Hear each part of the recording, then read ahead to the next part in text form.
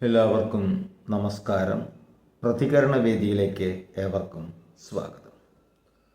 ഒരു സുഹൃത്ത് ചോദിച്ചിരിക്കുന്നു, 2047 ആകുമ്പോഴേക്കും ഭാരതം ഒരു ഇസ്ലാമിക രാഷ്ട്രമാകുമെന്ന് ആണ് പറയുന്നത്. എന്നാൽ ഇന്ത്യൻ ഗവൺമെൻറ് അല്ലെങ്കിൽ BJP സർക്കാർ അതൊന്നും ശ്രദ്ധിക്കുന്നില്ല. 2047 ആകുമ്പോഴേക്കും ഭാരതം ഒരു സ്വയം പര്യാപ്തത പൂർണ്ണമായും കൈവരിക്കണം എന്ന ഉദ്ദേശത്തോടു കൂടി മുന്നോട്ട് പോകുന്നു. ലോകത്തിൽ വെച്ച് 1-ാം സ്ഥാനമോ അല്ലെങ്കിൽ 2-ാം സ്ഥാനമോ നേടാൻ വേണ്ടിയുള്ള ഒരു പ്രയത്നമാണ്. ഇതിലെന്താണ് സംഭവിക്കുക? മറ്റൊന്ന്, സാധാരണ FBയിലൊക്കെ വരുന്ന കമൻറ്റുകളാണ്. എന്തൊരു പ്രൊജക്റ്റ് വന്നാലും അത് അദാനിയുടെയും അംബാനിയുടെയും കയ്യിൽ കൊണ്ടുപോയി കൊടുക്കും, അതാണ് മോദി ചെയ്യുന്നത് എന്ന് പറയുന്നു. ഇതിനെന്താണൊരു മറുപടി? സാറിൻ്റെ വീക്ഷണത്തിൽ എങ്ങനെയാണ് അതിനെ വിലയിരുത്തുന്നത്?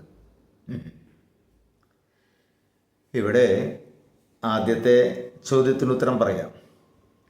ഇപ്പം ചില ആൾക്കാർ പറയുന്നു എന്ന് പറഞ്ഞല്ലോ, ഇന്ത്യ ഗവൺമെൻറ് ഇതൊന്നും അറിയുന്നില്ലെന്നാണോ കരുതുന്നത്? ഇവിടെ ഭാരതത്തിൻ്റെ രഹസ്യാന്വേഷണ വകുപ്പ്, വിവിധ പേരിലുള്ള വകുപ്പ് അതിശക്തമാണ്. മാത്രമല്ല ഇവിടെ BJPക്കുമുണ്ട്, RSSനുമുണ്ട്. മാത്രമല്ല ഓരോ പ്രൈവറ്റ് കമ്പനികൾക്കുമുണ്ട് രഹസ്യാന്വേഷണ വകുപ്പ്. ഇപ്പം ഇവിടെ നടക്കുന്ന എല്ലാ സംഭവങ്ങളും അപ്പം പറയുന്നുണ്ട്. അതിനൊക്കെ പരിഹാരവും കണ്ടുവച്ചിട്ടുണ്ട്. ഇന്നത്തെ ഒരു നിലപാടനുസരിച്ച് നോക്കുമ്പോൾ ഒരു വൈദേശികമായിട്ടുള്ള ഒരു സംസ്കാരത്തിന് കീഴിൽ വരാൻ ഒരിക്കലും സാധ്യതയില്ല. കാരണം എന്താണെന്ന് വെച്ച് കഴിഞ്ഞാൽ, ഒരു 800 വർഷത്തോളം നമ്മൾ വൈദേശിക ആധിപത്യത്തിലായിരുന്നു. നിരവധി പീഡനങ്ങൾ ഭാരതീയർ അനുഭവിച്ചിട്ടുണ്ട്, പ്രത്യേകിച്ച് ഹിന്ദുക്കൾ. പ്രത്യേകതരം നിയമങ്ങളൊക്കെ മുഗൾ ചക്രവർത്തിമാരുടെ കാലത്ത്, ഔറംഗസീബിൻ്റെ കാലത്തുണ്ടായിരുന്നു. ഹിന്ദുക്കൾക്ക് പ്രത്യേക നികുതിയൊക്കെ. അങ്ങനെ ഒരുപാട് പീഡനങ്ങൾ അനുഭവിച്ച് വന്ന് 1921 ഖിലാഫത്ത്, അതിനോടനുബന്ധിച്ച് നടന്ന ചില ലഹളകൾ വർഗീയ കലാപമായി മാറുകയൊക്കെ ചെയ്തല്ലോ. ഇതിൻ്റെ അലയൊലികൾ ഉത്തരേന്ത്യയിലടക്കം ഉണ്ടായിട്ടുണ്ട്. അങ്ങനെ 1925 കേശവ ബലിറാം ഹെഡ്ഗേവാർ എന്ന് പറയുന്ന ഒരു വ്യക്തിയുടെ കെയർ-ഓഫിൽ, അദ്ദേഹത്തിൻ്റെ നേതൃത്വത്തിൽ സ്ഥാപിച്ചൊരു സംഘടനയാണ് RSS അല്ലെങ്കിൽ രാഷ്ട്രീയ സ്വയം സേവക് സംഘം. ഈ ഹെഡ്ഗേവാർ കോൺഗ്രസ് പ്രവർത്തകനായിരുന്നു. സ്വാതന്ത്ര്യ സമരത്തിലൊക്കെ പങ്കെടുത്തിട്ടുമുണ്ട്. ചിലർ ചോദിക്കും, RSS സ്വാതന്ത്ര്യ സമരത്തിൽ പങ്കെടുത്തിരുന്നു എന്നൊക്കെ ചോദിക്കും. അതിന് അന്ന് കോൺഗ്രസ്സുകാരായിരുന്നു. പിന്നെയാണ് 25-നാണ് ഇത് സ്ഥാപിച്ചത്, വിജയദശമി ദിവസം. അതിന് കാരണം ദീർഘമായ വീക്ഷണത്തോടുകൂടി ഭാരതം ഇനി ഒരിക്കലും ഒരു വൈദേശിക സംസ്കാരത്തിന് കീഴിൽ ആവരുത് എന്ന് കണ്ടുകൊണ്ടാണ് പ്രവർത്തിക്കുന്നത്. അവരുടെ പ്രവർത്തനം ഇന്നേക്കോ നാളേക്കോ അല്ല.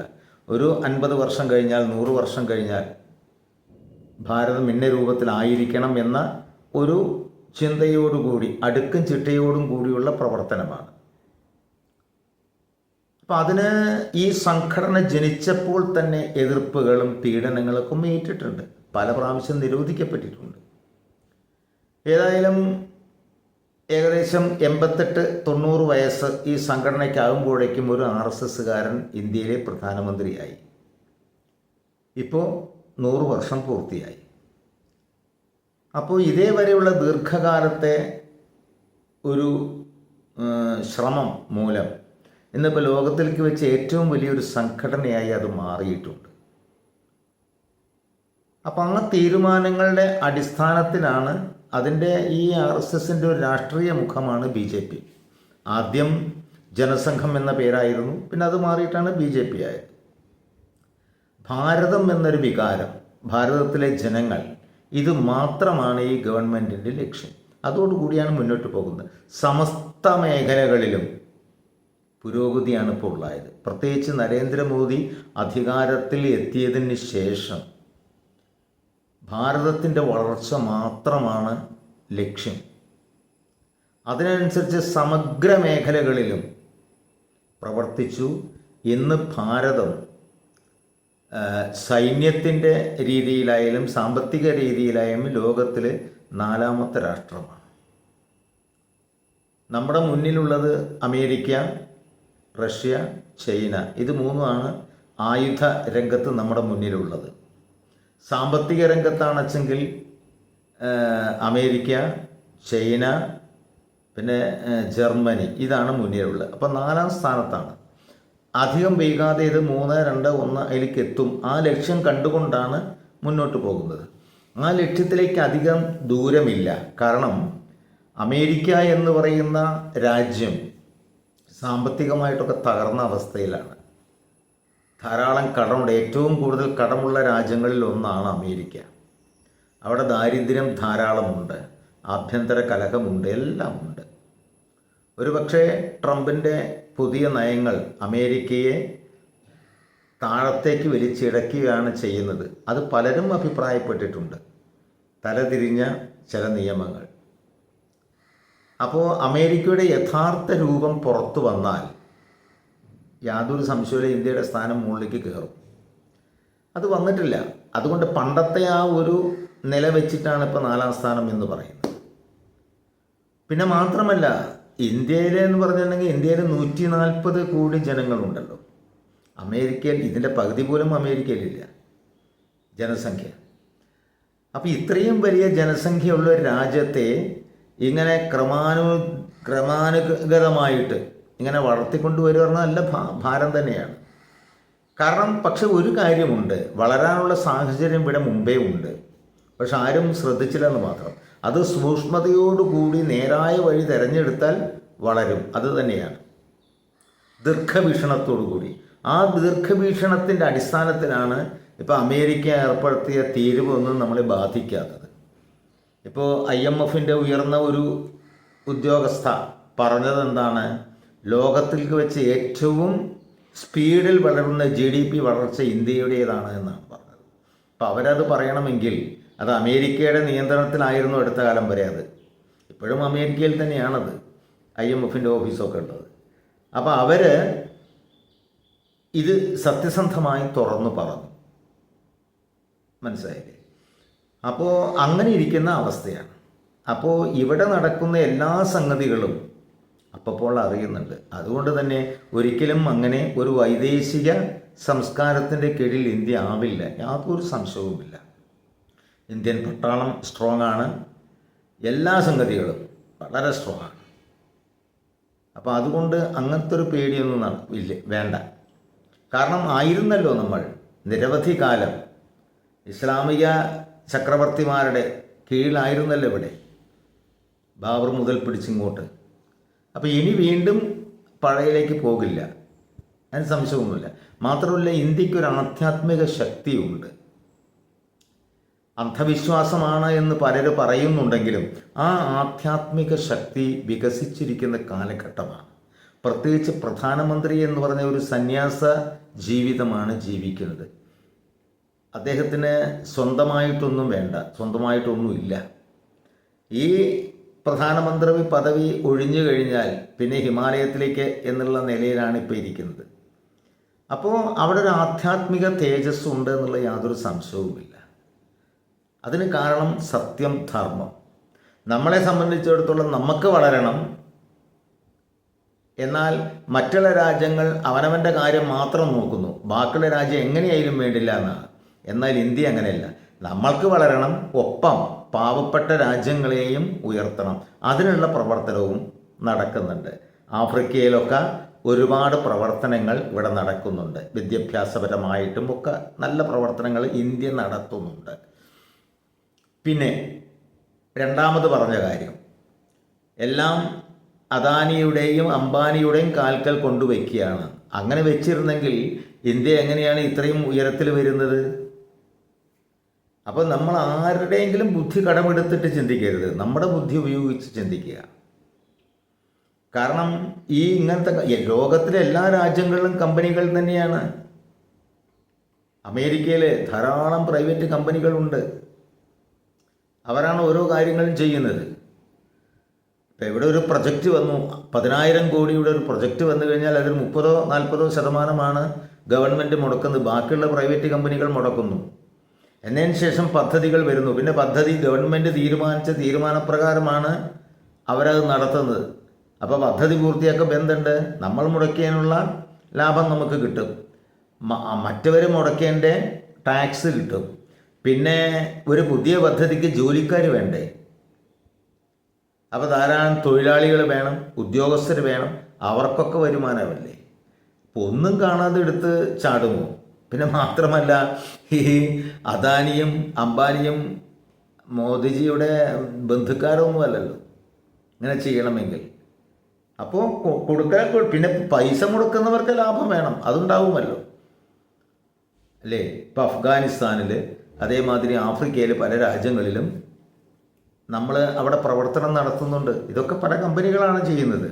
ഇപ്പോൾ ഒരു 5-6 മാസം മുമ്പ് ഒരു വാർത്ത വന്നിരുന്നു, ബംഗ്ലാദേശിലേക്കുള്ള കരണ്ട് വൈദ്യുതി വിച്ഛേദിച്ചു.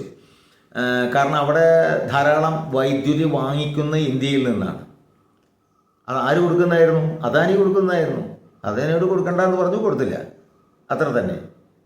അപ്പോൾ ഈ പ്രൈവറ്റ് സെക്ടറിനെ കൂടാതെ ഒരു രാജ്യത്തിന് പുരോഗമിക്കാൻ കഴിയില്ല. അത് ചൈനയിലും അങ്ങനെ തന്നെയാണ്, എല്ലാ രാജ്യങ്ങളിലും അങ്ങനെ തന്നെയാണ്. പിന്നെ ഗവൺമെൻറ് മാത്രം ചെലവിട്ട് നടത്തുന്ന ചില രാജ്യങ്ങളില്ല എന്നില്ല, പക്ഷെ അവരൊക്കെ സാമ്പത്തിക വളർച്ചയിൽ പിന്നോക്കമാണ്. അതാണല്ലോ പറഞ്ഞത്, ലോകത്തിൽ വെച്ച് ഏറ്റവും സ്പീഡിൽ വളരുന്ന GDP എന്നുള്ളത് ഇന്ത്യയുടേതാണെന്ന് പറഞ്ഞത്.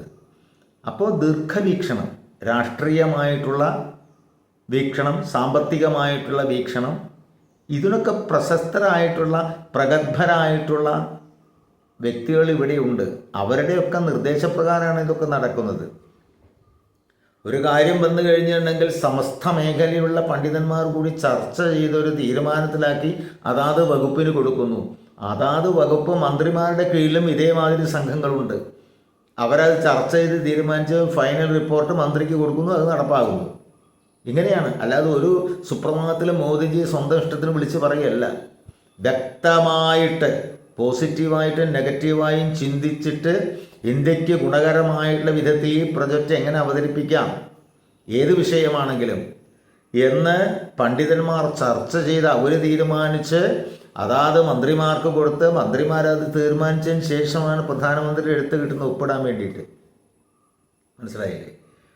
അപ്പോൾ ഇങ്ങനെയൊക്കെ വളരെ വിശദമായിട്ട് മുന്നോട്ട് പോവുകയാണ് ചെയ്യുന്നത്. മറ്റതൊക്കെ ഓരോ നെറേറ്റീവ്, അത് ഈ അമേരിക്കൻ ഡീപ് സ്റ്റേറ്റിൻ്റെ നെറേറ്റീവുകളാണ്. അതൊക്കെ ഇവർ പ്രചരിപ്പിക്കുക, അത്രയേ ഉള്ളൂ. അതിലൊന്നും വലിയ കാര്യമൊന്നുമില്ല. മനസ്സിലായില്ലേ? അപ്പോൾ ഈ 2 ചോദ്യങ്ങൾക്കും ഉത്തരമാണ്. ഭാരതത്തിനൊന്നും സംഭവിക്കില്ല. ഭാരതം ഇപ്പോൾ വികസനത്തിൻ്റെ പാതയിലാണ്. ഒരു ആധ്യാത്മിക ശക്തിയുണ്ട് ഭാരതത്തിന്. ലോകം മുഴുവൻ ശ്രദ്ധിക്കുന്ന അവസ്ഥയാണ്. ഇനി വേറൊരു കാര്യമുണ്ട്.